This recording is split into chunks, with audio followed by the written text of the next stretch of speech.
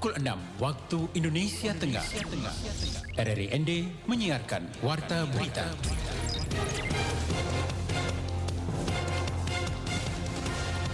Selamat pagi pendengar, Anda kembali mendengarkan Warta Berita untuk edisi hari ini Sabtu 25 Februari 2023.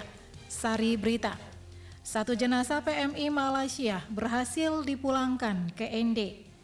Harga beras dan minyak goreng di Sika meroket naik. Bersama saya Christine Sendah, kita ikuti berita selengkapnya.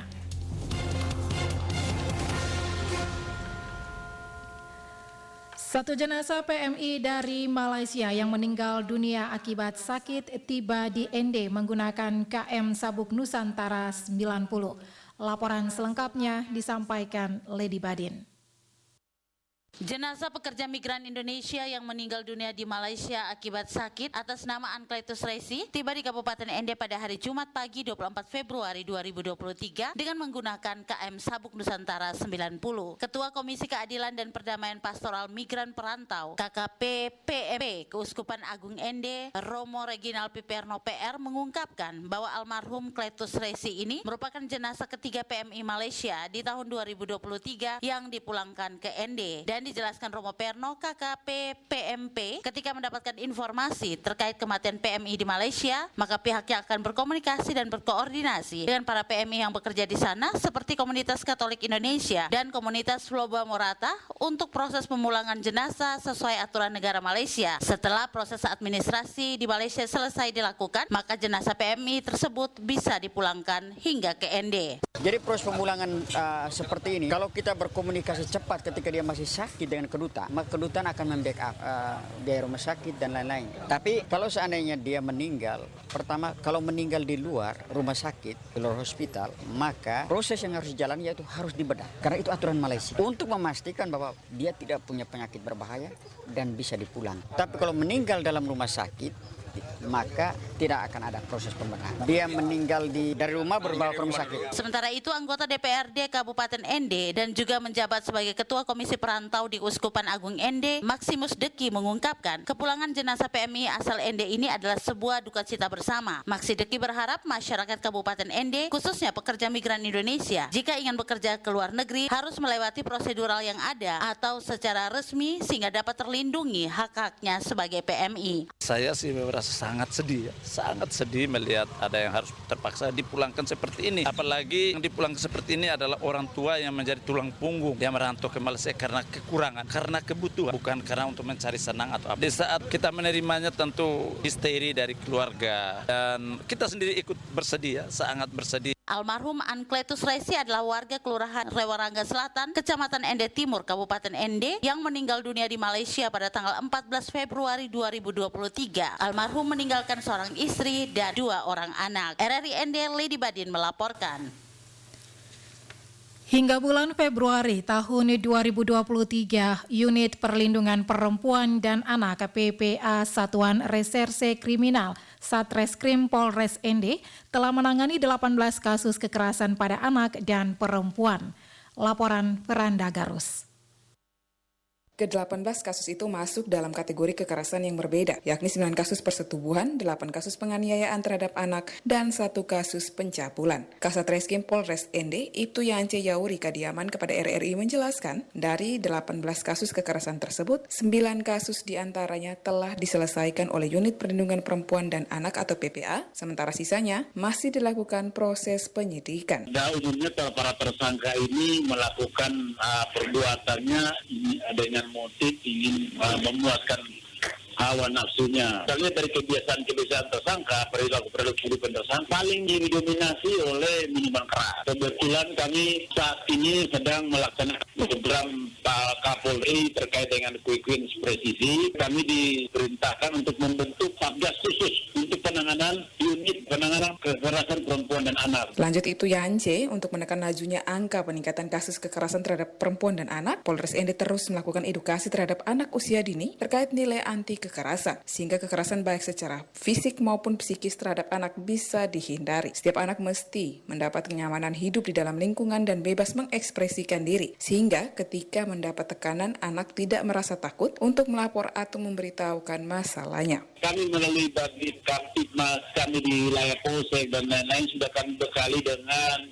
teknik-teknik penyuluhan dan agar melakukan pendekatan-pendekatan pada tokoh-tokoh agama. Kami di sini para tokoh agama, tokoh masyarakat di sini dalam edukasi mental spiritual dari masyarakat ini kita harus menyentuh untuk bagaimana pemahaman pendekatan-pendekatan kita lebih ke perilaku spiritual. Pemerintah daerah, DPRD, NGO, Lembaga Sosial Masyarakat atau LSM, lembaga agama, tokoh adat dan para orang tua di Kabupaten Ende diharapkan lebih serius memberi dukungan sekaligus menjalankan fungsi pengawasan pada upaya perlindungan anak dan perempuan, sehingga wacana program pemerintah daerah menuju Kabupaten Ende layak anak pada 2023 bisa segera diwujudkan. RRI Ende, Veranda Garus melaporkan. Kita beralih ke berita lainnya. Harga eceran beras dan minyak goreng di sejumlah pasar dan toko di Kabupaten Sika mengalami kenaikan yang signifikan. Laporan Suimam. Kepala Dinas Perindustrian dan Perdagangan Kabupaten Sika, Yosef Benyamin, kepada RRI Jumat 24 Februari 2023 menuturkan untuk beras harganya bervariasi dari Rp12.000 hingga Rp15.000 per kilogramnya. Sedangkan minyak goreng minyak kita harga eceran dari Rp14.000 naik hingga mencapai Rp17.000. Dijelaskan, kenaikan dua kebutuhan pokok ini disebabkan kurangnya pasokan dari luar, seperti dari Makassar dan Surabaya, mengakibatkan stok yang ada menipis. Pasokan dari Makassar, dari Surabaya itu pasokannya berkurang. Kita sekarang hanya mengandalkan suplai dari Bulog, kebutuhan masyarakat. Dan sudah dilaksanakan dengan operasi pasar, kurang lebih sekitar 24 outlet atau tempat penjualan yang kerjasama dengan Bulog. Dikatakan Yosef Benyamin, mengatasi hal tersebut, pihaknya selalu berkoordinasi dengan para distributor untuk tetap melaksanakan suplai sehingga stok yang ada tetap tersedia dan harganya pun bisa terkendali. Kita selalu berkoordinasi dengan para distributor dan tetap melaksanakan suplai ke Kabupaten Sika. Ya, jadi teman-teman dilaksanakan termasuk stok kebutuhannya tetap kita ubah agar distributor tetap mengajukan permohonan permintaan untuk barang-barang itu bisa dikirim ke Kabupaten Sika sehingga tidak mengalami kesulitan. Ia melanjutkan, terkait adanya indikasi penimbunan untuk dua kebutuhan pokok tersebut, dari hasil pantauan anggota tim ketahanan pangan di lapangan secara masif, tidak ditemukan adanya kasus penimbunan.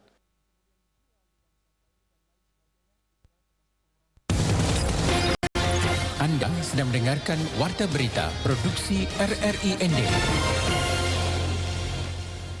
Sebanyak kurang lebih 20 anggota tim percepatan penurunan stunting nasional mengunjungi Kabupaten Manggarai Timur. Tim percepatan yang terdiri dari tim Sekretariat Wakil Presiden, BKKBN, World Bank, Kemendagri, Bapenas, Kementerian Desa, dan Kementerian Kesehatan. Kabupaten Manggarai Timur merupakan satu dari 3 kota yang terpilih untuk didatangi di seluruh Indonesia. Tim percepatan sendiri datang untuk mendengar dan belajar langsung praktek, baik terkait penanganan stunting yang mengalami penurunan dari 2 digit menjadi 1 digit di wilayah tersebut. Kepada RRI, Kadis DP2K BP3A Jeffrin Haryanto menjelaskan, selain melihat secara langsung program kerja penurunan stunting, mereka juga ingin melihat beberapa inisiatif yang mungkin bisa dijadikan replikasi atau dicoba di tempat lain. Salah satunya program orang tua asuh bagi anak stunting di Kabupaten Manggarai Timur. Jeffrin juga menjelaskan pihaknya terus melakukan koordinasi dan pendekatan berbasis budaya kepada orang tua asuh serta memastikan agar semua pihak dapat terlibat dalam proses penurunan angka stunting. Selain itu, diskusi tingkat kecamatan yang merupakan salah satu cara guna membahas berbagai persoalan dan kegiatan serta membahas data-data keluarga beresiko stunting dan anak stunting agar mendapatkan akses pelayanan yang standar dan maksimal dari berbagai pihak. Selama melakukan kunjungan selama 3 hari, selain turun langsung ke 2 puskesmas, tim percepatan penurunan stunting nasional juga melakukan kunjungan ke pihak gereja yang merupakan mitra dari DP2K BP3A dan beberapa NGO. Untuk mempromosikan destinasi wisata di wilayah Manggarai Barat, Dinas Pariwisata Ekonomi Kreatif dan Kebudayaan Kabupaten Manggarai Barat melibatkan komunitas wartawan di Labuan Bajo. Selengkapnya, Perisoo melaporkan. Sebagai daerah destinasi wisata super premium, Kabupaten Manggarai Barat memiliki ratusan objek wisata yang layak dinikmati bagi siapa saja yang berkunjung ke Labuan Bajo. Kepala Dinas Pariwisata Ekonomi Kreatif dan Kebudayaan Manggarai Barat, Pius Baut mengatakan, promosi pariwisata Manggarai Barat harus dilakukan oleh semua pihak. Dengan promosi yang optimal, semua potensi yang dimiliki suatu tempat tujuan wisata dapat diketahui masyarakat luas dan dapat menggenjot pembangunan sektor pariwisata Manggarai Barat. Menurutnya, media massa memiliki peran yang penting untuk mempromosikan Kabupaten Manggarai Barat sebagai destinasi wisata melalui pemberitaan. Promosi pariwisata menjadi salah satu kunci penting untuk keberhasilan dalam meningkatkan kunjungan turis di suatu objek wisata di Manggarai Barat. Perkembangan pariwisata Labuan Bajo atau Manggarai Barat tidak terlepas dari peran semua stakeholder ya. Jadi berperan dengan pemerintah elit, yaitu pemerintah, pelaku usaha, masyarakat, kemudian akademisi dan media. Jadi itu kolaborasi yang kolaborasi yang turut andil ya dalam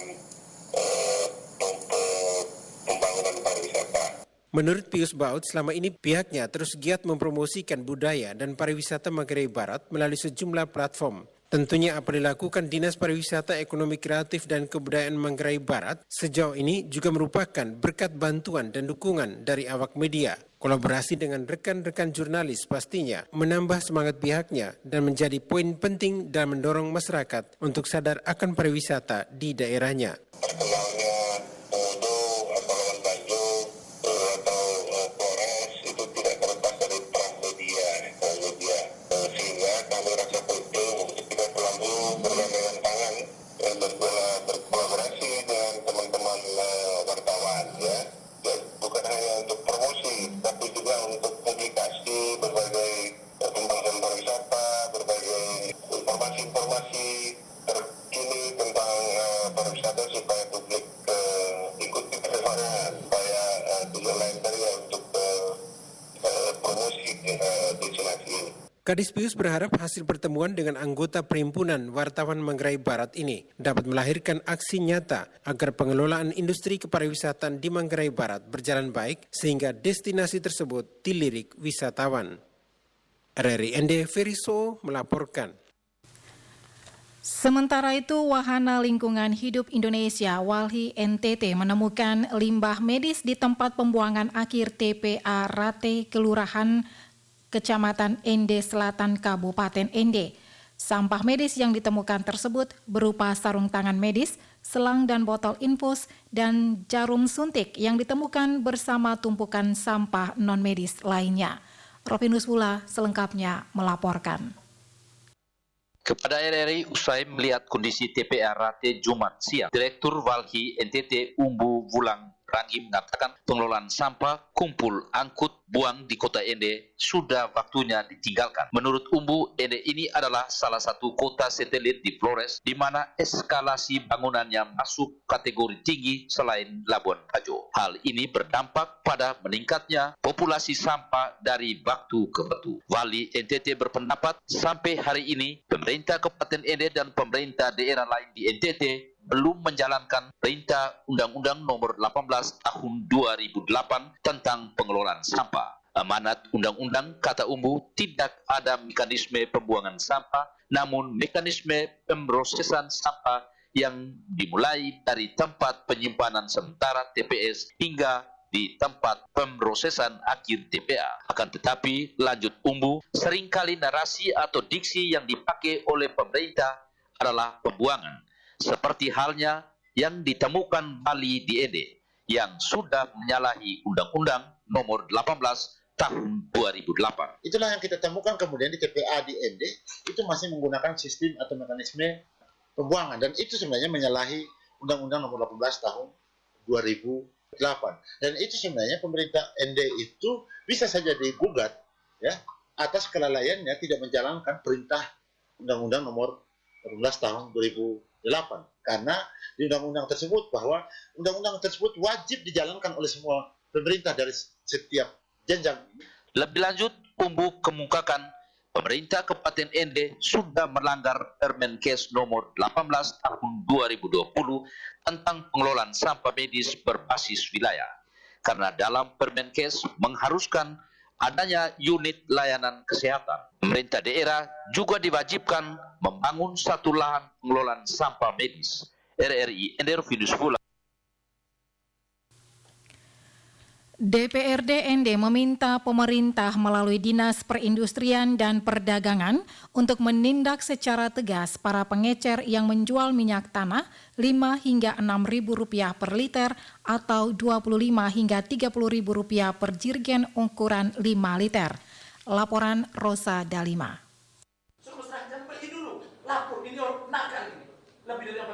Sanksi yang harus diberikan adalah mencabut izin sebagai penyalur agar bisa memberikan efek jera bagi penyalur lain. Demikian disampaikan Wakil Ketua DPRD Ende Octavianus Mamesi ketika menerima perwakilan masyarakat peduli sembako yang mengeluhkan soal kenaikan harga beras dan langkanya minyak tanah di Kabupaten Ende. Menurut Fian Mamesi, jika pemerintah tidak menindak sama artinya menyetujui penetapan harga baru di luar ketentuan pemerintah, yakni Rp4.000 per liter. Tidak ada tawar-menawar duduk bersama lagi saya pikir itu minyak tanah. Hanya ada satu jalan, yang jual 30.000 tidak. Kita akhirnya ini melanggar, beli 30.000 sebab sudah normal. Kalau ini sudah normal, kesenaikan sejahitnya menjadi 5.000 atau 7.000 sekalian.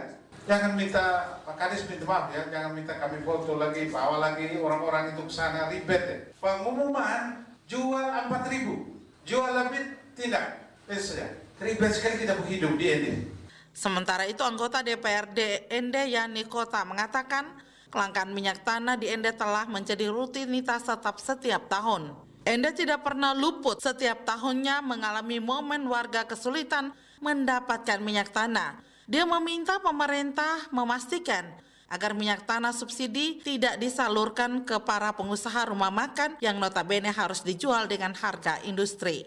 Masyarakat yang dijadikan korban, belum beras, belum minyak tanah. Minyak tanah kalau memang terus-terus begini berulang tahun dia. Lucu kalau Kabupaten Ende berulang tahun untuk minyak tanah. Yang tadi katakan harga 4.000, hanya nama saja dipapan. Tetapi ada permainan. Kenapa pertanyaan saya? Kenapa diberikan kepada di rumah makan? Rumah makan itu tergolong minyak tanah non subsidi. Kenapa ini dibiarkan? Ini pemerintah membiarkan. Anggota DPRD lainnya Petrus V pertanyakan rencana dan langkah antisipasi yang dilakukan pemerintah untuk menghadapi masalah kelangkaan minyak tanah. Menurutnya pemerintah seharusnya sudah punya strategi dalam mencegah, mengingat peristiwa minyak tanah langka selalu terjadi setiap tahun. Di Kabupaten Ende bikin gua kelangkaan minyak tanah di musim menjelang Lebaran dan Natal. Kalau minggu apa kerjanya? Menjadi rutinitas. Gagah kita lihat periksa sana, periksa sini. Hanya di atas permukaan. Hanya memberi keyakinan semua. Kenyataan setiap 6 bulan pasti langka. Petrus V juga menyoroti sistem kerja pemerintah yang menurutnya seperti pemadam kebakaran lebih memilih menyelesaikan masalah daripada mempersiapkan langkah pencegahan. RRI Ende Rosa Dalima melaporkan. Sekian warta berita pagi ini mewakili seluruh kerabat kerja yang bertugas. Saya Christine Senda, selamat pagi.